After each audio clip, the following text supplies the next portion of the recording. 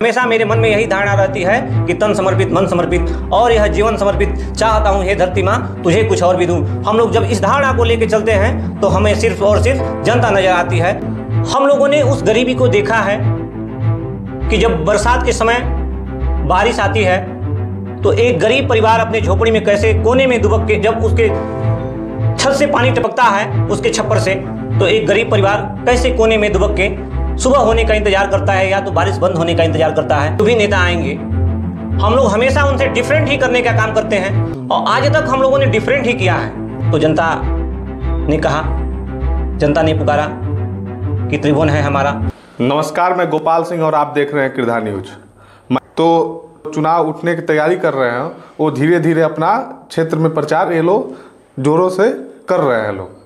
तो सबसे पहले मैं आपको बता दूं कि हमारे सामने बैठे हैं त्रिभुवन प्रजापति जी, वार्ड नंबर 9 से प्रत्याशी है। तो सबसे पहले सर जनता को अपना परिचय दे दीजिए। सबसे पहले गोपाल जी मैं आपको नमस्कार करता हूं और आपके इस चैनल को धन्यवाद देता हूं कि आपने मुझ जैसे एक सामान्य कार्यकर्ता को बोलने का अवसर दिया। और मैं अपने जनता को प्रणाम करता हूं, जो जनता गांव गरीब के बेटे को अपना वोट देकर चुनाव जिताकर और अपना प्रतिनिधित्व के लिए आगे भेजती है, मैं उस जनता को पुनः प्रणाम करता हूं। तो सबसे पहले मेरा सर आपसे सवाल है कि आप किस मुद्दे पर चुनाव उठे हैं? देखिए, जनता की एक ही मुद्दा होता है कि हमारा नेता हमारे बीच में रहे, हमारे सुख दुख की बात करे, हमारे सुख दुख में शरीक हो और जब जहाँ कहीं हमारे नेता की आवश्यकता पड़े हम अपने नेता को फ़ोन करें और हमारा नेता एक फ़ोन पे हमारे लिए खड़ा रहे। जनता का यह सबसे बड़ा मुद्दा है, क्योंकि हम लोग जानते हैं और आप भी जानते हैं कि जैसे ही चुनाव आता है तो नेता मैदान में आ जाते हैं और चुनाव ख़त्म होने के बाद ही नेता मैदान छोड़ के चले जाते हैं। लेकिन हम लोग गरीबी को देखे हैं और हर उस गरीबी के लम्हे को, उस पहलू को देखे हैं जो जनता देख के जिन उम्मीदों पे एक नेता का चुनाव करती है और नेता को भेजती है। जी, तो आप एक चीज़ बोले हैं कि जनता के बीच में नेता को रहना चाहिए। तो जनता का तो ये हर गांव का, हर क्षेत्र का ये बहुत दुर्भाग्य है कि चुनाव जब आता है तो नेता उनके बीच में आते हैं, लोग नया नया अपनी बात कहते हैं लोग, और जब चुनाव बीतता है उसके एक दिन पहले नेता गायब हो जाते हैं लोग। ये जनता का बहुत बड़ा आरोप है। तो क्या आप चुनाव जीतने के बाद जनता के बीच में रहेंगे? मैं इन्हीं सारी चीज़ों को देखते हुए मैंने सबसे पहले कहा कि मैं सबसे पहला मेरा काम यही होगा जनता के लिए कि मैं जनता के बीच में रहूँगा।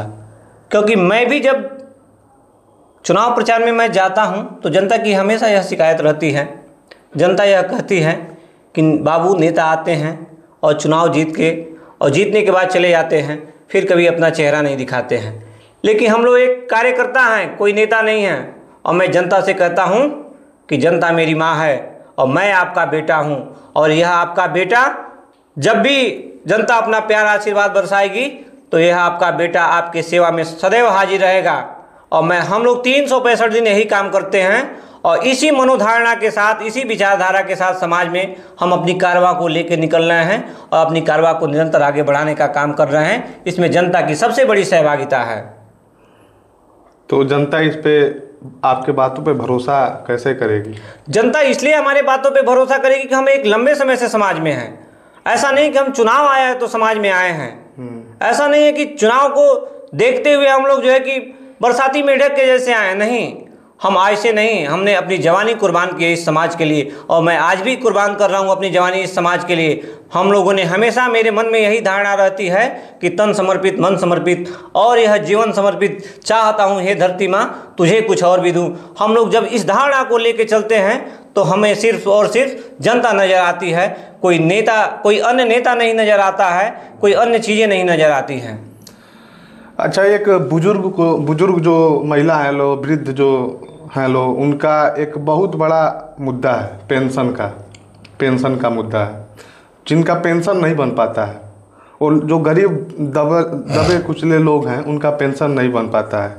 तो नेता के पास जाते हैं लोग तो उनको वो लोग नेता पूछते नहीं हैं लोग। तो आप इस काम को कैसे करेंगे, बहुत बड़ा समस्या है देखिए जीतने के बाद। देखिए होता क्या है कि जनता, मैं फिर से उस बात को कह रहा हूँ, जनता हमेशा उस कहीं न कहीं पैसे के, दारू के लालच में जनता उस नेता को चुनती है जो नेता इस चीज़ को कभी देखा ही नहीं, महसूस ही नहीं किया कि गरीबी होती क्या है, गरीब क्या होता है। भोजपुरी में लोग एक कहावत कहते हैं गाँव देहात में कि जेकरे पाँव फटल ना बेवाई ऊका जनिहे पीर पराई। हम लोगों ने उस गरीबी को देखा है कि जब बरसात के समय बारिश आती है तो एक गरीब परिवार अपने झोपड़ी में कैसे कोने में दुबक के, जब उसके छत से पानी टपकता है उसके छप्पर से, तो एक गरीब परिवार कैसे कोने में दुबक के सुबह होने का इंतज़ार करता है या तो बारिश बंद होने का इंतज़ार करता है। तो हम लोगों ने उस दुर्दिन को भी देखा है। तो इसलिए मैं आपको आश्वस्त करना चाहता हूं गोपाल जी, मैं आपको आश्वस्त इसलिए करना चाहता हूं कि मैंने उस हर कंडीशन को देखा है। तो जनता की समस्या नहीं रहेगी, वो पेंशन की समस्या जनता की नहीं समस्या है, वो त्रिभुवन प्रजापति की समस्या है। और मैं आपको पूरी तरीके से आश्वस्त करना चाहता हूं कि हम लोग किसी भी पद पे नहीं हैं, तो हम लोगों ने लगभग सैकड़ों लोगों के पेंशन को दिलवाया है, चाहे वो वृद्धा पेंशन हो, विकलांग पेंशन हो, जो भी पेंशन हो। और पेंशन ही नहीं, आप किसी भी क्षेत्र में आएंगे, जब कोई गरीब व्यक्ति बीमार पड़ जाता है तो हम लोग मुख्यमंत्री राहत कोष के माध्यम से उसको पैसा दिलवाते हैं, अपने विधायक जी के माध्यम से मिलके, चाहे तो चुनाव आप अपने को कैसे मजबूत बनाएंगे, लोगों के बीच में अपना मैनिफेस्टो कैसे लेकर जाएंगे, क्या बताएंगे कि लोग आप पे यकीन करें, आपको वोट दे और आप लोगों की सेवा कर सकें। देखिए, हमारा मैनिफेस्टो या चुनाव में हमारी मजबूती की सिर्फ एक ही तैयारी है कि जनता जब भी किसी अपने गांव गरीब के बेटे को वोट देगी, जब भी किसी अपने बीच के नेता को चुनेगी, अपने बेटे को चुनेगी, तो निश्चित ही वह नेता, वह बेटा उस जनता के लिए काम करेगा जिस जनता ने उसे वोट देके चुनाव जिताया है और अपने नुमाइंदगी के लिए, अपने प्रतिनिधित्व के लिए उसे भेजा है। अच्छा, जो आप बात कर रहे हैं तो आपके जो प्रतिद्वंदी उठेंगे लोग चुनाव, इनके भी अंदर तो कहीं ना कहीं वो क्वालिटी होगी, वो भी कहीं ना कहीं समाज सेवा किए होंगे। तो आप उनसे कुछ अलग कैसे करेंगे जो जनता आपको पसंद करे? देखिए, हम लोग हमेशा कुछ अलग ही करते हुए आए हैं जी। और जो भी समाज सेवी रहे हों, चाहे जो भी नेता आएंगे, हम लोग हमेशा उनसे डिफरेंट ही करने का काम करते हैं और आज तक हम लोगों ने डिफरेंट ही किया है।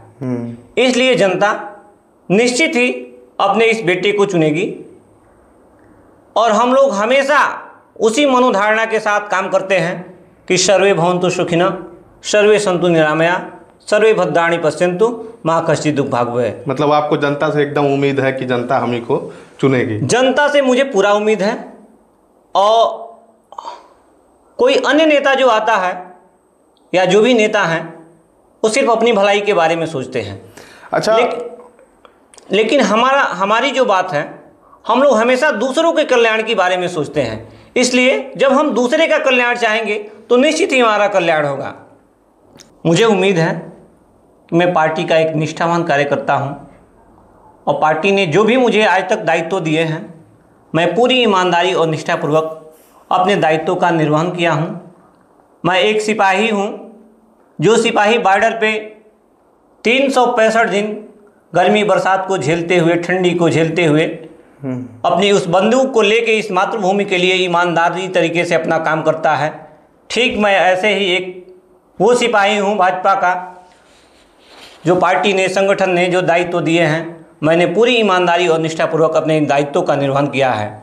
और आगे भी जो भी पार्टी की निर्णय होगी, जो भी गाइडलाइन होगी, पार्टी मेरे लिए जो भी निर्णय लेगी, वो निर्णय सर्वमान्य रहेगा और मैं उसी ईमानदारी और निष्ठापूर्वक काम करता रहूँगा। यही मेरा दायित्व है, यही मेरा कर्तव्य है। अच्छा, ये बताइए, हर गांव में एक बहुत बड़ा मुद्दा है कि हर गांव में लोगों का कहना है कि हर गांव में रोड, नाला, जो चकनाली होती है, वो हर गांव में बदहाल स्थिति में पड़ा है। ना वहाँ पे कोई सुनने वाला है उन लोगों का, हर गांव में ऐसा स्थिति है। तो क्या आप अपने क्षेत्र में जिला पंचायत जीतने के बाद उसको ठीक कराएंगे? देखिए, हम हर गांव की बात करें तो मैं जिस विधानसभा से आता हूं, रामपुर कारखाना, 339 विधानसभा रामपुर कारखाना जी।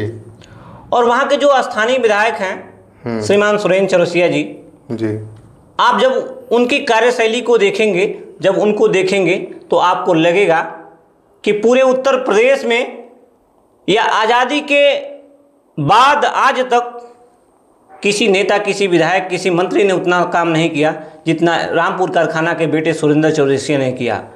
मैं सुरेंद्र चौरसिया जी से सीखता हूं और आगे भी यह निरंतर सीखने का काम हमारा लगा है और लगा ही रहेगा और हम लोग उनके पदचिन्हों पे चलने का काम करते हैं। और आप समाज सेवा कब से कर रहे हैं? देखिए, हम बहुत छोटे थे जी।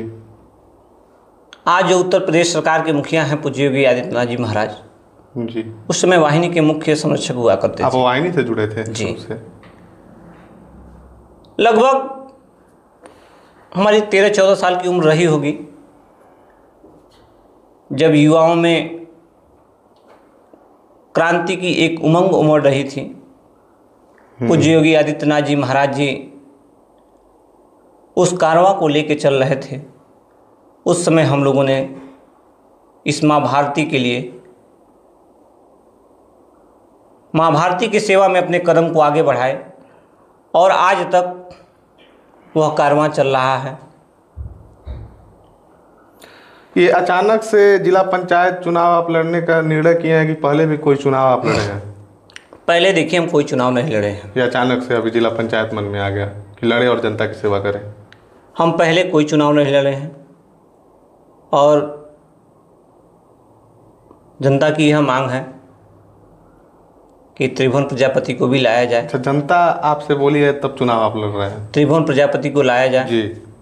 और आप भी जनता की यह मांग है कि हम किसी पद पे नहीं हैं, किसी दायित्व पे नहीं हैं। हाँ, पद का पावर अलग होता है। तो हम जनता की सेवा में निरंतर लगे रहते हैं। जनता की जो भी मूलभूत समस्या होती है उसके समाधान में लगे रहते हैं।